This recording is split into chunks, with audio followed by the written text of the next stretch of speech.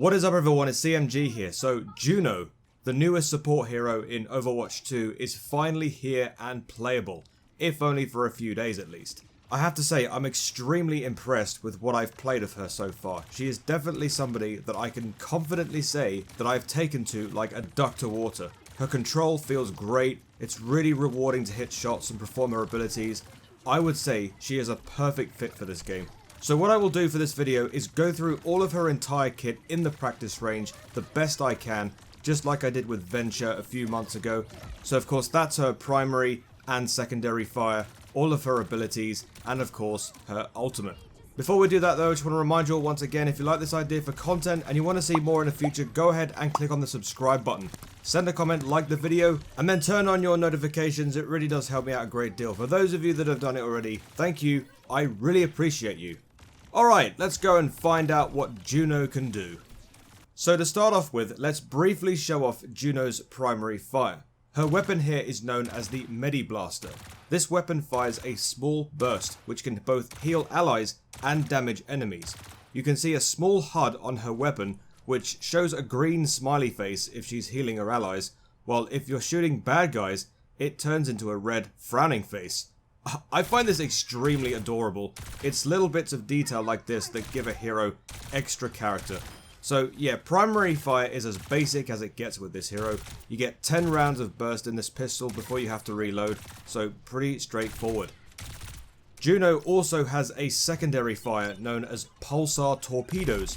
If you press and hold down secondary fire, Juno will summon a host of homing projectiles to anybody that she locks onto. With these, she will heal any allies over time, while also dealing damage to enemies at the same time, depending on whom she's locked onto.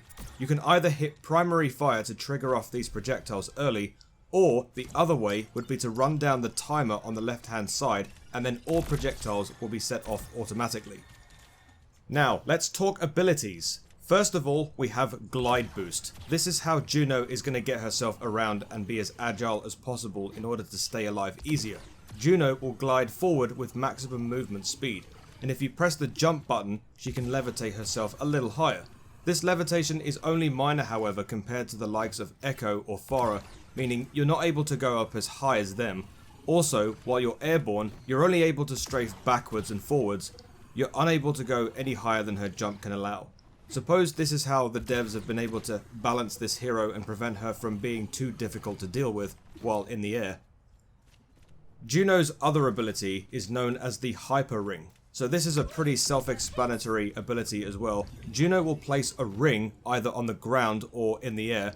Any allies that pass through this ring will gain immediate speed to their movement. A couple of examples of how this can be useful: trying to get through a choke point and overwhelming the enemy, or even trying to get back into a fight quicker. Lots of heroes have their own way of doing this, and this is Juno's way. Now, let's briefly summarize her passive ability, which are the Martian Overboots. Great name for them, by the way.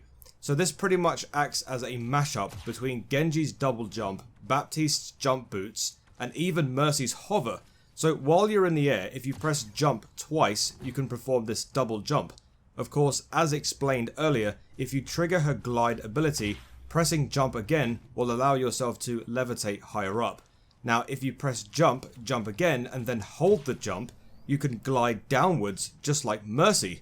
Pretty interesting to see how the devs can take 3 different abilities from 3 different heroes, and then turn it into one whole passive ability for a completely new hero. Well, this is how new heroes for Overwatch 2 are born.